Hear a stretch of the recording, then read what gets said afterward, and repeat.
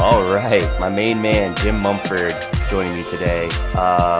Jim, do you want to start off by just telling everybody or tell us your name and how you and I know each other? Yeah, Jim Mumford. And how do we know each other? The internet, I guess. Cubs, mutual friends, love of sports and all things Chicago, I guess. Yeah, we have kind of like a unique friendship because you and I have a group of buddies that we met during the years when the Cubs were good. We all remember those years. And I don't know like when the first time we did it, but like we had a meetup somewhere at like Mullins or something in Chicago, probably in 2014, Yeah, at right? least if not earlier. Yeah, Yeah, yeah. So yeah, it's just a bunch of Twitter nerds just getting together talking baseball, I think is how it started. and now look at us. Now look at us, just two bros talking about religion. Um, so let's start with not an easy question, but kind of the basis of everything. So right now in your life, how would you define like your religion or spirituality? Yeah, so I guess right now I am technically Catholic, definitely Christian, but maybe have a little bit more of an open mind than the Catholic school upbringing that I was raised in. Got it. So so I'm assuming that you were raised Catholic then. Yes, sir. Raised Uh, Catholic, went to Catholic school till I was 18. Got it. And so how did you become Catholic? Was it just, your parents were Catholic and then that was what was expected? Yeah, absolutely. Yeah, my mom was Catholic. I was raised Catholic. My dad was Methodist, still Christian. And yeah, it was just kind of, I went to a Catholic school, and that's just kind of how it happened, right? I don't know that it was necessarily purposeful for my parents, but they sure didn't steer away from it either.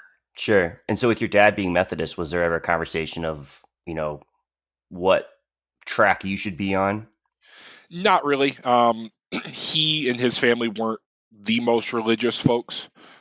So I think he was more a little, um, you know, go with the flow with whatever. And yeah, the schools where I grew up weren't the best. The Catholic schools were the best schools in the area. So I think it was more of a byproduct of going to the best school. And by the way, you're going to get Jesus fed to you a couple hours a day rather than anything else. Sure.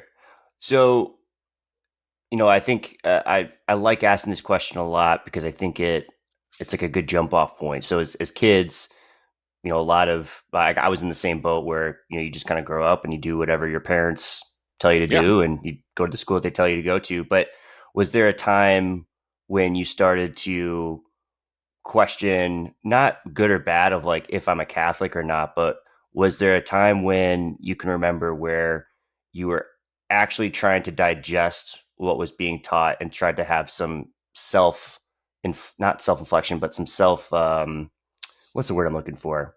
Just some introspection Yeah, of like what actually you believe. choosing for myself. There Right. was. I remember in college, right?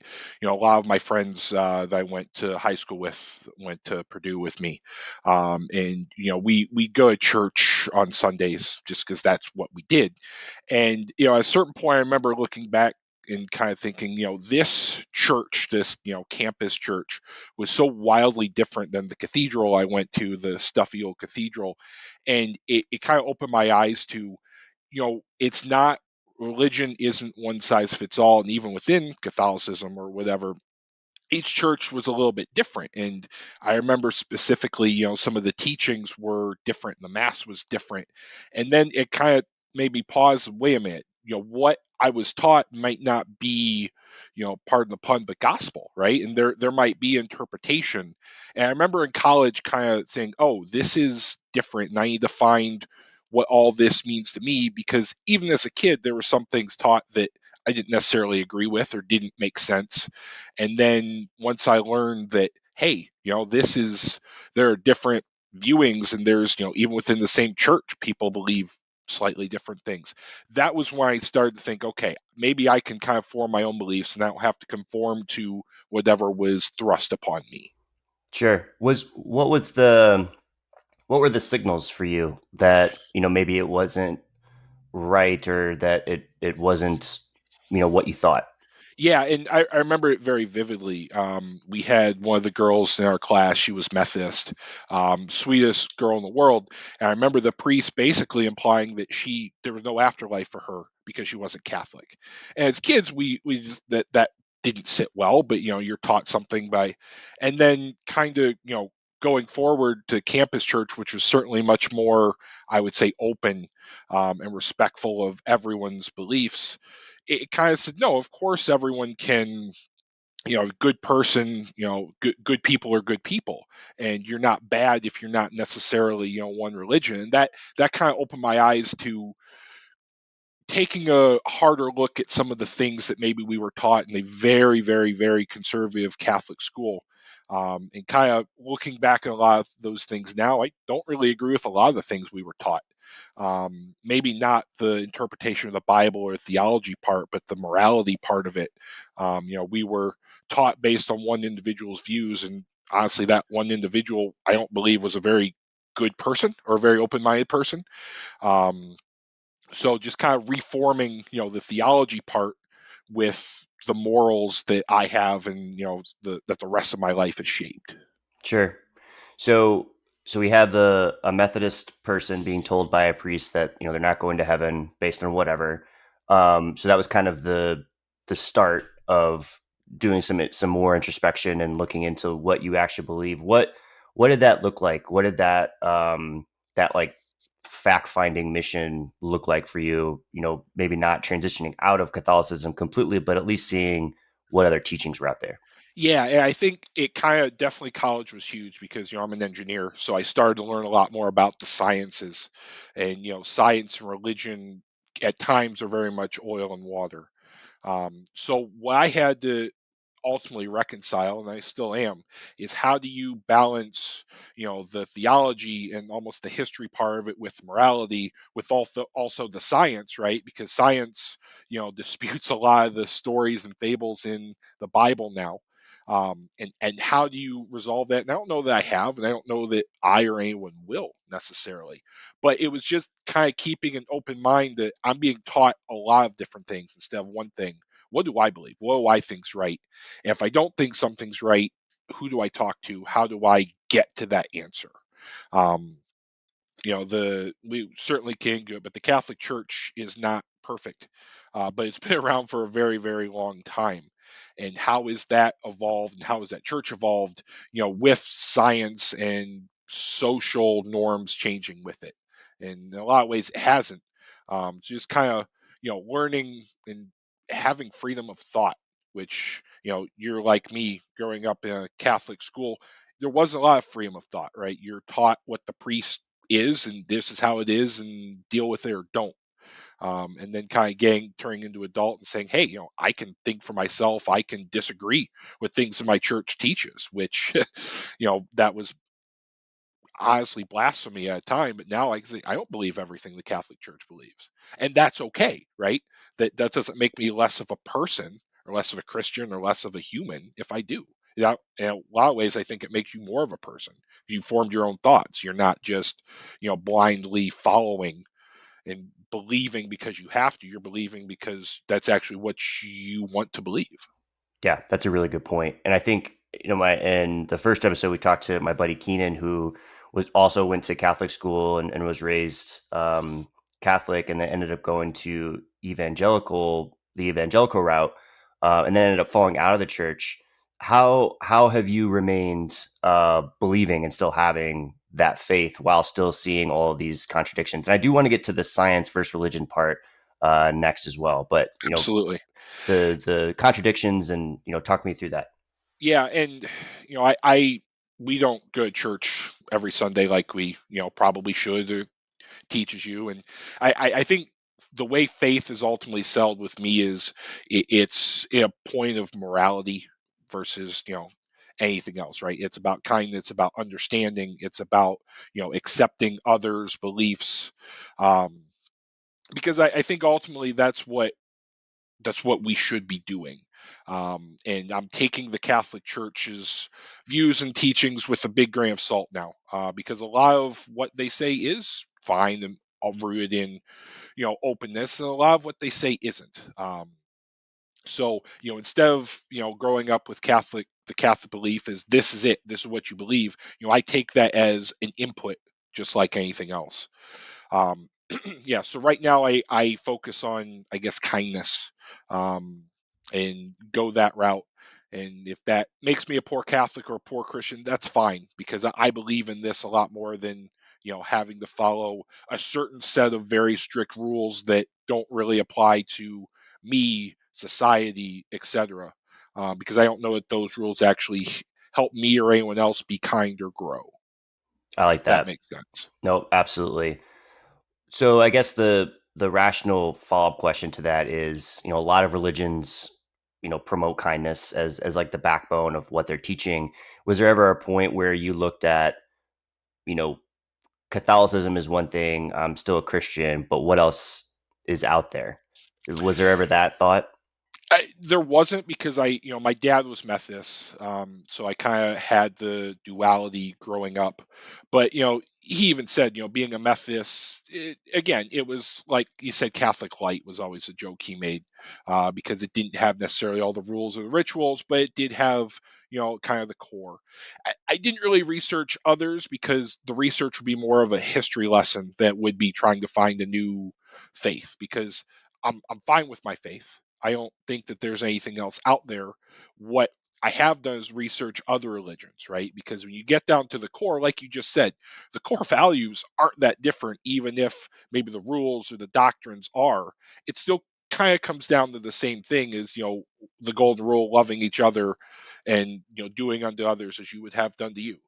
Um, so I didn't research other religions. I haven't. From a I want to jump the boat. I have tried to understand and be more tolerant of others, especially with, you know 9/11 one, but being a Catholic school during 9/11 and having, so many feelings around people of Muslim faith and, other faiths, that they're not wrong because of what they believe, and just kind of understanding where they're coming from, and with a little bit more tolerance, certainly. Yeah, that makes sense. So let's go to that question I wanted to get to of religion versus science. So yeah, I don't know how much you want to share about your current job, but I think you're in a unique situation to talk about as an engineer and a specific type of engineer, where science is daily part of your life. How do you reconcile science versus religion? Because this has been a conversation for atheists and Christians and Muslims alike. How do you deal with that? Yeah, so like you said, I'm an engineer. I've spent time in both nuclear and chemical, so I mean, this is deep engineering, deep science, and I guess the way I reconcile it is, science and engineering is determined by laws. And the first law of thermodynamics, energy is neither created nor destroyed. So you get to the big question, right? Creationism versus evolution, right? The Big Bang versus some higher power created it. And I guess where I've landed is, I think both can be right. I believe that we have evolved, animals have evolved. That's proven. That's not anything that I think can be disputed. But I also believe that all of us, every atom, every molecule, every bit of energy came from something that maybe we can't understand. The way I look at it is, 100 years ago, they didn't realize that there was spectrum of light that we couldn't see with our eyes. You only know what you observe. Now we know that there's infrared and all sorts of light waves that we can't see, but it exists. And I believe that there's an entity of force and energy out there that we can't observe, but it must exist. Um, so I think both sides are right. I think there probably was a Big Bang, but what created that force, what created that energy, you know, and what guided everything from then until now, right? The probability that all of the atoms in the universe created you and I and these microphones and these computers is so infinitesimally low that there has to be some force, some energy, something behind the scenes directing it in some way. So that's kind of how I reconcile it, because ultimately the energy, all of our atoms, cannot be created or destroyed. So it came from something that we probably can't observe, that might not be in our dimension, right? We only observe in four dimensions. It might lie outside of that. I don't know, but I'm humble enough to be okay with the fact that I don't know and we can't observe it. Um, but I'm positive it has to exist. So it's that it's kind of the intersection between, I guess, faith and science, right? Where it's something so magnificent and so hard to understand that we might not ever understand it, and that's kind of where faith intersects with that, right? Absolutely right. In the definition of faith, believing something that you can't physically understand. And that's exactly what it is there is an entity, right, that I cannot ever observe, but it must exist, right?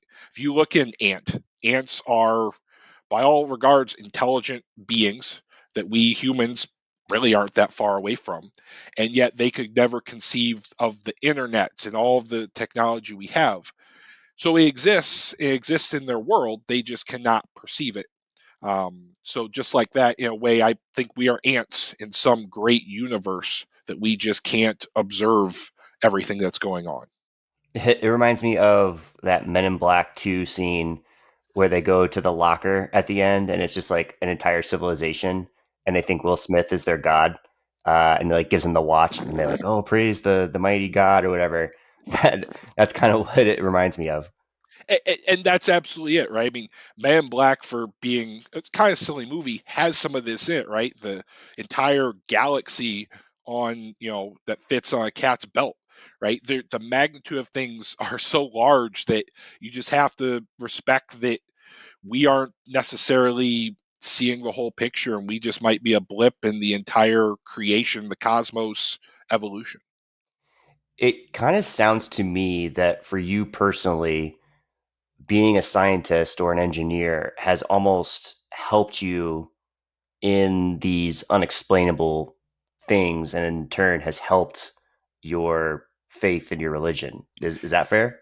It is fair. It is fair because a lot of the Catholicism teaching is here it is, believe it, right? With no backstory, no anything except drawing your deep faith and using a little bit of science to say, all right, how could this have happened? Or if it hasn't happened, how can I reconcile it in a scientific way, which is very structured?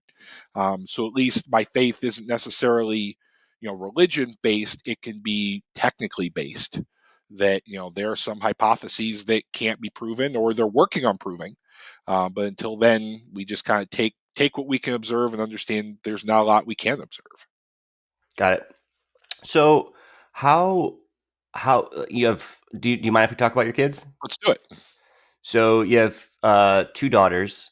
I'm always interested at how parents approach the idea of religion. What's been, you and your wife's philosophy when it comes to kids and religion? Yeah, absolutely. So my wife is also Catholic, and we are, both girls have been baptized Catholic. COVID kind of set back going to church every Sunday, and we're still getting back in the groove of that.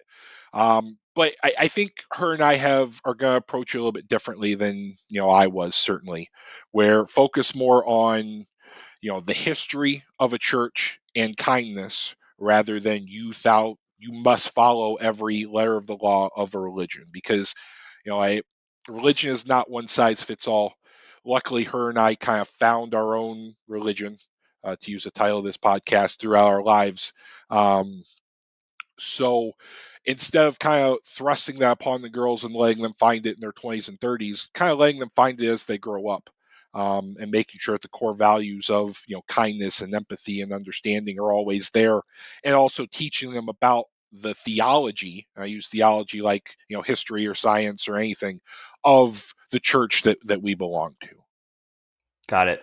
So if they were to come to you at age 10 and they say, uh, Dad, my best friend's Jewish. I want to be Jewish. Like, how do you have those types of conversations with kids that maybe don't understand what they're saying? Sure.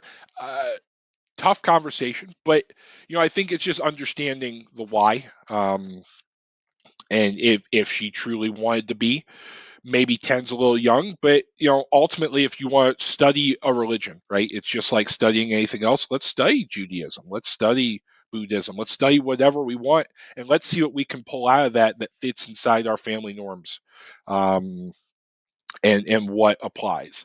If a 10-year-old generally wants to do something, my experience is that's probably a fleeting thing. They'll pass in a few weeks, but it's worth exploring, right? That's something that, when I grew up, other religions weren't to be explored, right? And that I think is awful because there's always something to learn from every group of teachings. There's always something that can shape us, some value, some something. So I think I'd explore it, and I think that would actually be a fun exercise. It's interesting that you picked Judaism because that is kind of the origin of Catholicism. So there's a lot of the base roots are there. Um, and that would be an interesting exercise. But that's also why we're not pushing every letter of the law of Catholicism, because I think that can tend to close you off to other teachings, other people, other you know cultures, which is kind of how I felt like I was raised. And that really wasn't fair, I guess, to do that to so many kids, because there are a lot of my classmates who didn't have the wherewithal to kind of, I would say, find their own religion and either abandon it altogether, which I think is those I keep up with kind of did, and kind of got burnt out because it was forced on us so hard. How did you avoid that? Like how have you? Because I mean, you seem like a man of a very strong conviction. We've talked about kindness. We've talked about being open to other religions.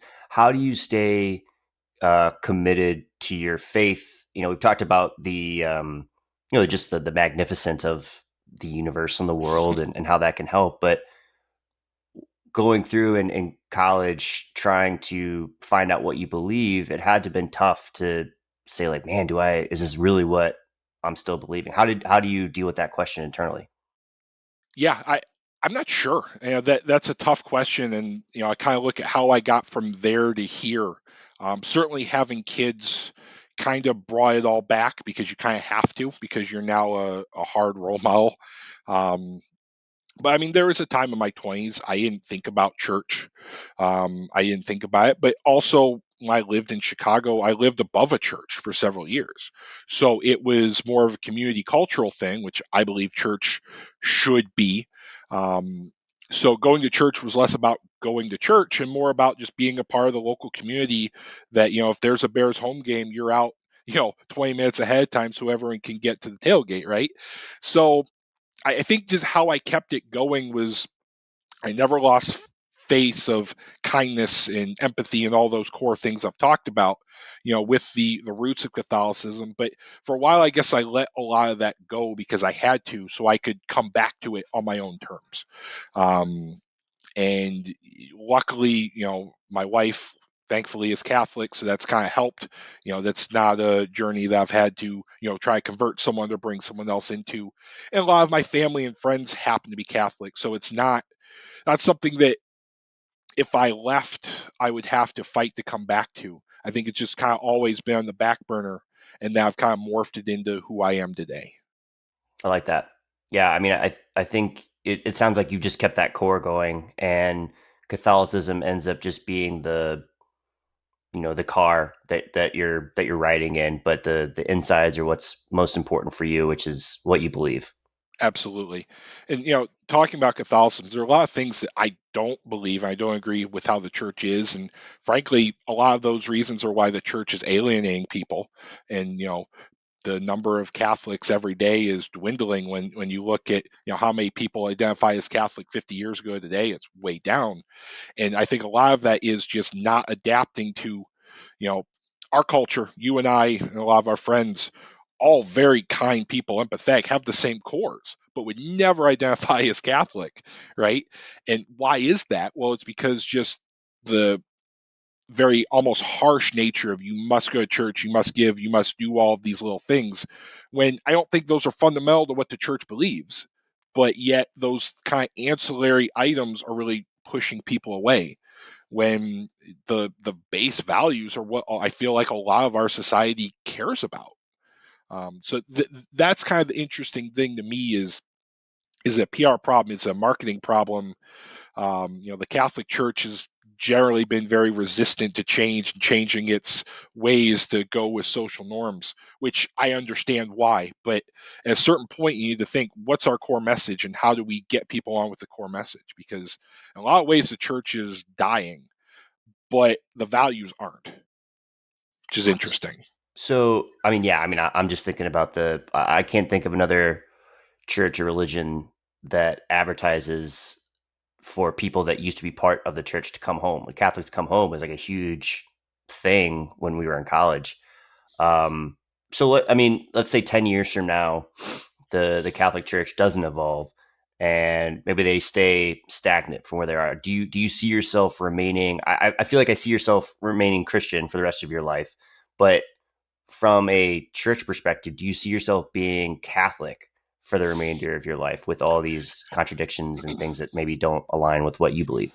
Yeah, boy, it's hard, and I don't want to predict. My wife and I were even talking about we had a very poor experience with the Catholic Church down the road, where they basically refused to baptize our daughter because her godfather wasn't a practicing Catholic. Oh, wow. And even though we were of faith, he's a good person because he was overseas, and they basically refused to baptize him. We had a very poor experience. We actually started to look at non-denominational Christian churches because I think community is important and a lot of the values are important. So maybe not. I don't know. Um, it is, I don't want to say sad, but it's a little sad that it really depends on your parish and your church and your priest at the time, what their views and what their values are and how those align with our family. If we can't find that, maybe not. um, Nothing's going to change my Catholic upbringing and the roots I formed all this on, and nor should it. But how I go about day to day, if how I identify or the sticker on my shirt, that might change, might not. I don't know, and I kind of don't want to speculate because I don't want to influence my journey one way or another. I feel like it's something that has to happen naturally because if you try to force religion on any person, that's a really tough thing to do. And in almost every case I've seen, it's had the opposite result. So I don't want to force myself in one way or another. I want to let whatever happens happens. No, I think that's totally fair. I think that's a fantastic answer. So a couple more questions here, and they mostly revolve around again Catholicism. So we've talked a little bit about goods and bads, but was there anything that you could point to that say, well, let's talk about the best and worst. So like, what are the worst things that you think uh, come as a part of Catholicism, and what are the best things? We've talked about kindness already, but like, Yeah. what Well, we'll else is in start there? with, the worst things. I think it's just intolerance. Intolerance of people. Transgender. Someone who might have an alternative lifestyle, and that's very broad. The Catholic Church isn't really tolerant of that, which is, in my view, the exact opposite of what if you believe what Jesus taught or what God taught, it's the exact opposite. But the church is very outspoken against you know a lot of the any alternative lifestyle, and I don't agree with that. I agree with kindness and empathy and understanding where a person comes from. um, and that's the sticking point that's hard with me. I also don't appreciate that the Catholic Church is money first. Every time you walk in the door, there's one, two, three, four collections, and that's hard because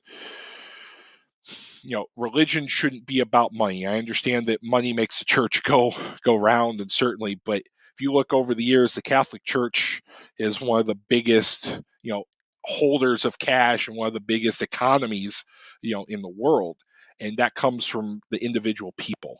And I always have disagreed with how they view money as means, which again I don't think is really what Jesus taught and what kindness is.